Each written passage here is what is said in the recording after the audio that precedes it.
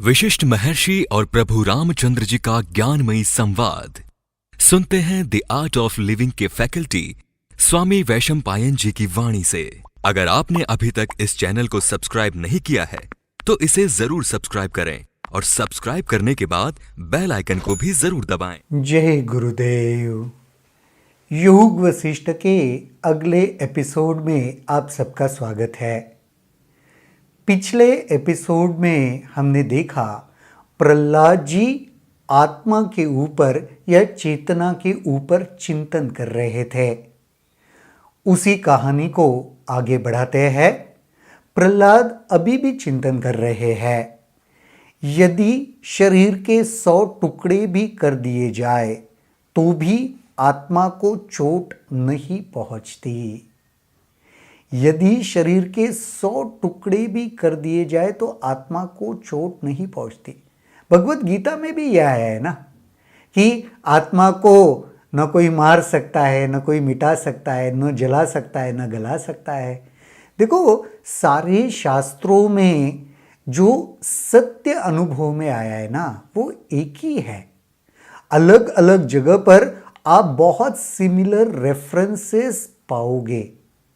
तो यहां पर प्रहलाद जी भी वही कह रहे हैं, शरीर भले क्यों न खत्म हो जाए लेकिन आत्मा को चोट नहीं पहुंच सकती।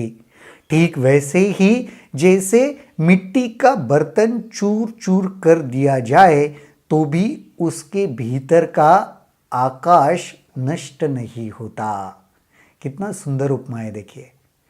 बर्तन, कोई मिट्टी का बर्तन होता है, उसके भीतर की जो जगह है, आकाश है, अगर वो मिट्टी का बर्तन हम तोड़ दें, उसके टुकड़े टुकड़े कर दे, तो क्या हम यही कह सकते हैं कि उसके भीतर का जो आकाश था वो भी नष्ट हो गया? नहीं।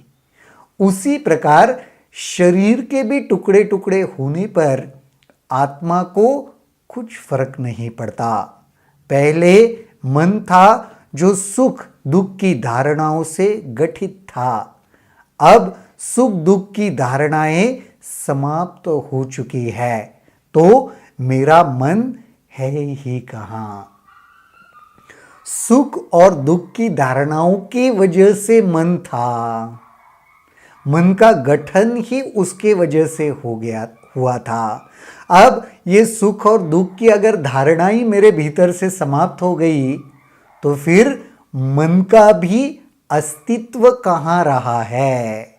जो व्यक्ति मुक्त हो जाता है उसके पास न सुख दुख कुछ भी शेष रहता है और न मन ही।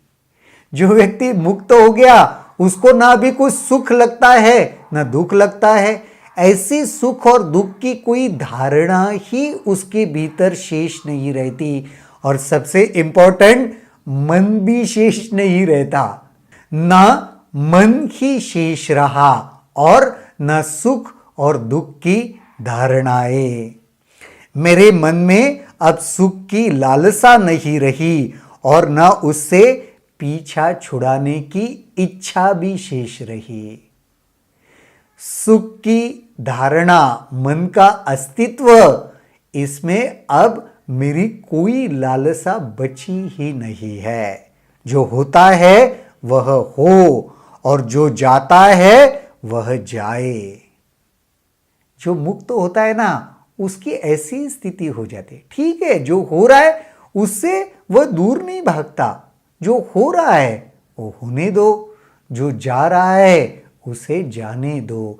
इसी को स्थित प्रज्ञ भी कहा गया है ना। भगवत गीता में भगवान कृष्ण इसी को स्थित प्रज्ञता कहते हैं कि मन की ऐसी स्थिति आ गई, स्थिर हो गए, अब कुछ असर नहीं पड़ता।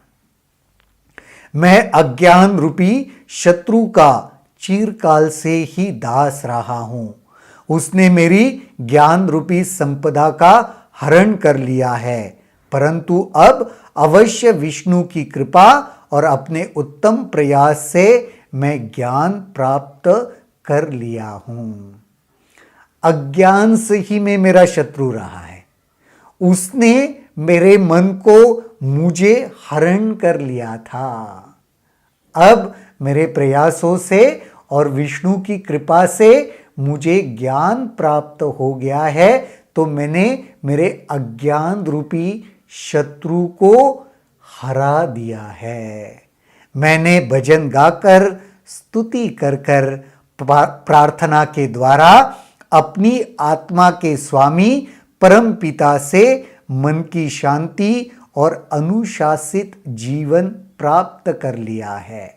आत्मा की प्राप्ति कैसे कर ली वो भी प्रहलाद यहां पे बता रहे। मैंने भजन गाकर, स्तुति कर कर और प्रार्थना के द्वारा। हमारे पूर्वज ऋषि मुनियों ने हमेशा कहा ना हमें, सत्संग करो, भजन करो, कीर्तन करो। देखो, भजन कीर्तन से भी वह परम ज्ञान प्राप्त हो सकता है। प्रहलाद जी भी यहां पे कह रहे, स्तुति कर कर, प्रशंसा। देखो, भक्ति में क्या होता है? स्तुति ही होती है, ईश्वर की स्तुति होती है, उसके सर्व गुणों की स्तुति होती है। तो स्तुति कर कर भी हम वो ज्ञान प्राप्त कर सकते हैं। और तीसरा, प्रार्थना के द्वारा। प्रार्थना से क्या कुछ हासिल नहीं होता। प्रहलाद जी भी यहां पे कह रहे, प्रार्थना करके ये ज्ञान, परम उच्च ज्ञान मैंने हासिल किया है। अज्ञान रूपी वन में अनेक बांबिया है, जिनमें विषयों से संबद्ध लालसाओं के घातक विषधर निवास करते हैं। उसमें मृत्यु रूपी अनेक अंधकूप है और दुख रूपी तरह तरह के अनेक अग्नियां हैं। अज्ञान का विश्लेषण अलग अलग तरीके से दिया जा रहा है। उसमें हिंसा और लोभ रूपी डाकू तथा अहम रूपी शत्रु घूमते हैं। अज्ञान कैसे है? डाकू रूपी है, शत्रु रूपी है, अलग अलग अग्नियों के रूप है, विषधारी है। ये सारी बातें बता रहे। अब मैं भगवान विष्णु की कृपा तथा स्व प्रयास के कारण उन सब से मुक्त हो चुका हूं और मेरी बुद्धि पूर्ण रूप से जागृत हो चुकी है। उस जागृत बुद्धि के फलस्वरूप ही अब मुझे कोई चीज नहीं दिखाई देती जिसे अहम कहा जाए। बुद्धि जागृत हो गई, विष्णु की कृपा हो गई। अब मेरे जीवन में अहम का कोई अस्तित्व नहीं रहा। तो क्या कह रहे कि अब अहम नाम की कोई चीज, वस्तु मुझे दिखाई नहीं पड़ती। अब अहम रूपी भूत को पटक दिया गया है, इसलिए मैं शांत और स्थिर हो चुका हूं।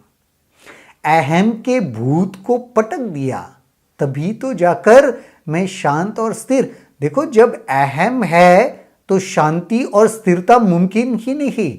अहम आपको शांत होने ही नहीं देगा, कुछ न कुछ करने में उलझाता रहेगा।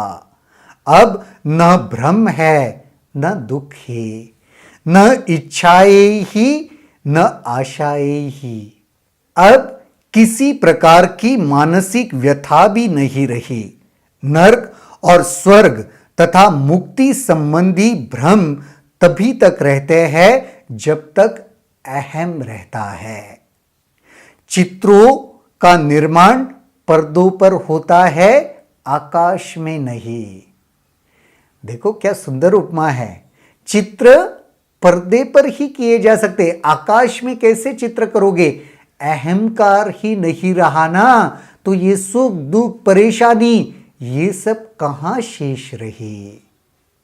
जब अहम रूपी मेघ तथा लालसा रूपी तूफान से बुद्धि अनावृत हो जाती है, तब वह आत्मज्ञान रूपी प्रकाश से चमकने लगती है। बुद्धि इतनी शुद्ध हो गई ना, तो ये सब पीछे रह गया। वो प्रकाश इतना हो गया कि उसके सामने और कुछ शेष नहीं रहा। अहम रूपी कीच से रहित मेरी आत्मा तेरा जय जयकार करता हूं। अब अहम नहीं रहा है, अहम से रहित जो आत्मा है उसकी मैं जय जयकार कर रहा हूं। हे आत्मा, तेरा जय जयकार करता हूं क्योंकि तेरे अंदर स्थित भयानक इंद्रिया और सर्वभक्षी मन पूरी तरह से शांत और स्थिर हो चुका है। अहम चला गया, वही बार बार कह रहे, कैसे स्थिरता मुझे प्राप्त हो गई। अहम चला गया, मैं कैसे स्थित प्रज्ञ हो गया। अब अछूता हूं, कोई चीज कुछ भी मुझे छू नहीं रहा। आत्मा, तेरा जय जयकार करता हूं क्योंकि तेरे अंदर अज्ञान को दूर करने वाला सूर्य स्थित हो चुका है। उस आत्मा के भीतर जो अज्ञान को दूर करने वाला जो सूर्य है, प्रकाश है, वह भी स्थित हो चुका है। हे आत्मा, तेरी जय जयकार करता हूं क्योंकि तू परम प्रेम को बढ़ावा देती है और ब्रह्मांड के सभी पदार्थों को अपने अंदर निहित रखती है। अब पराधीन नहीं हूं, इच्छा और लालसाओं से रहित हूं, विचारों से विहित हूं, अहम से भ्रमित नहीं हूं। न अब मुझे सुख भोग की प्रवृत्ति ही शेष है। अब मेरा मन पूर्ण शांति की स्थिति प्राप्त कर चुका है। अब सभी दुख समाप्त हो गए हैं और परम आनंद का प्रकाश जागृत हो चुका है। हे आत्मा, तेरी मैं जय जयकार करता हूं। प्रहलाद आत्मा की अनुभूति के बाद जय जयकार कर रहा है और बता रहा है कि क्या क्या मुझसे छूट गया। छोटी संकुचित चीजें मुझसे कैसे छूट गई, दुख और परेशानी, लालसाएं कैसी मुझसे छूट गई।